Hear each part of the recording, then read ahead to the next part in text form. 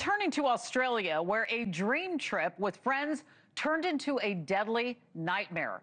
A 39-year-old spearfisher is dead after a shark mauled him near the Great Barrier Reef on Sunday.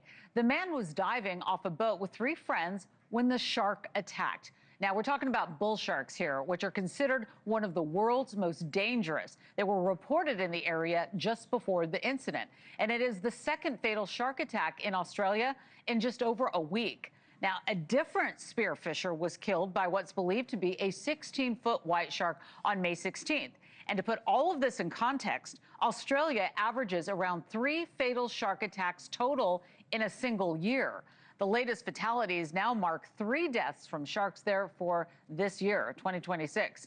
So here's the question. Is this the start of a terrifying new trend? Hopefully not, but we're going to talk it through. Joining us now is wildlife biologist and TV host Forrest Galante. I want to thank you very much for being here. We know that you are a top expert, and it's scary stuff thinking about going in the water, though everybody says, oh, it's fine. I live in New York.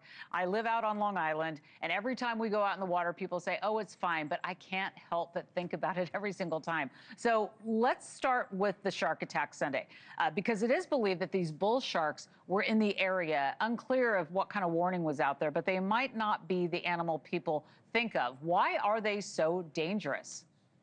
Well, quite frankly, bull sharks are at the top of the food chain. They're incredible predators that are capable of inhabiting both saltwater and freshwater environments. And if you factor that in with the fact that bull sharks are the highest testosterone shark of any species of shark in the world, when they feel like attacking, are going to attack. And they travel in groups typically. They're very good ambush predators. And so when a bull shark makes up its mind that it's going to conduct an attack, you're really it's very, very hard to mitigate that attack. Fortunately, they don't typically see us as food. So I don't know the scenario. It was a spear fisherman, so odds are there was blood and fish in the water, and that, of course, turns sharks into a frenzied state. So, who knows the factors behind it, but it's incredibly sad. Yeah, it's very sad and so scary. And when you say about, just when they make up their mind, they're going, it's not like they send out a warning, right? And the other fatal attack was believed to be a white shark, the quintessential shark that most people think of from the movie Jaws. How unusual is an attack like that?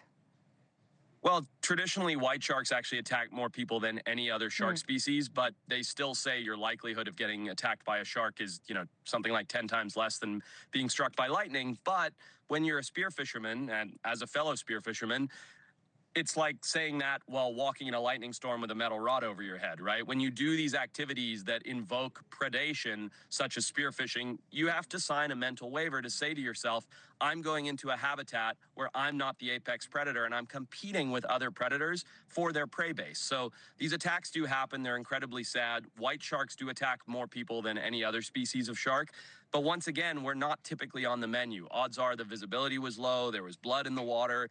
I don't know the conditions that led to it, but again, it's more just coincidence that these 2 attacks took place over the short period of time than it is a surge in rampant shark attacks. We reported on 4 shark attacks in January within only a few days, and now there are these 2 back-to-back attacks, and we're coming up on summer. Are we seeing more of these incidents? I know that you monitor it. What are you seeing? Well, to be honest with you, what I'm seeing is through good conservation efforts, we are seeing an increase in shark populations in various locations like Australia and the United States. And if you have an increase in shark populations and you have more and more people going to the beach, in the case of hot summer's days, you are likely to have more negative encounters, right? For every 1 negative encounter, there's probably 1 million positive ones that you don't even know take place. So it's not that shark attacks are on the rise. It's that the time of year is conducive to more people being in the water in a zone and location where there are sharks also inhabiting the water. And you put those odds together enough times, you're going to get these negative ones. So it's honestly just coincidence. And it's nothing to villainize sharks for. That is their domain, not ours. And every time we decide to go in the water, we need to understand that. Yeah, and let's talk about those choices that we make as humans. You've said that there are choices that people can make to mitigate attacks. So what are those choices? Because people, of course, love to go swimming and love to go out boating, and they find themselves in these waters where they're in mixed company with these sharks. So what can we do? Yeah, a couple simple things are just educating yourself, understanding what the predators are, where you're going to the beach, and then little choices like not going in the water at dawn or dusk, not going around where fishermen are cleaning their catch or putting blood in the water, not going near river mouths. One that a lot of people don't think of is not wearing shiny jewelry or sequenced bathing suits, because that flash of light, similar to the tip of a spear gun flashing, looks like bait fish. Never going in very murky, dirty, cloudy water. These are all things that sharks like to target and hunt for, and usually that's when they mistake us as prey. It's not that they're there hunting for humans, it's that they're hunting for their regular prey, and we let off some kind of sound or energy that makes them think that we might be on the menu. Yeah, I got to tell you, every summer, I was just saying it there at the top, that I go out on shark patrol on Long Island, and that's where I live. And so I go out with the Nassau County Police, and we go out on a boat, and we do, I've been doing the story just about every summer from a number of years, and we go out and we talk about, looking at where the fish are feeding or where the birds are coming down, right? That's one thing that you look for. But it's summer season, and I can't tell you how many people that I interview out there on the beach, and they all say, look, I'm going in the water, and, I know that there's sharks out there, obviously, but we're going to be careful. But how careful do we need to be? What should people be aware of this summer? Because everybody says, oh, you can go up to your knees, but I feel like lately these days that advice might be out of date. I believe that still staying relatively shallow makes sense. Okay. Again, being in clear water. And the main thing is, if you do sense that there's a lot of energy and life, there's a lot of birds and there's a lot of fish, there's a lot of commotion, there's fishermen fishing, there's bait going out, that's not a good place to go swimming. On the flip side of that coin, going out by yourself for a late night swim or a long beach shore swim when there's nobody around is also not a good place.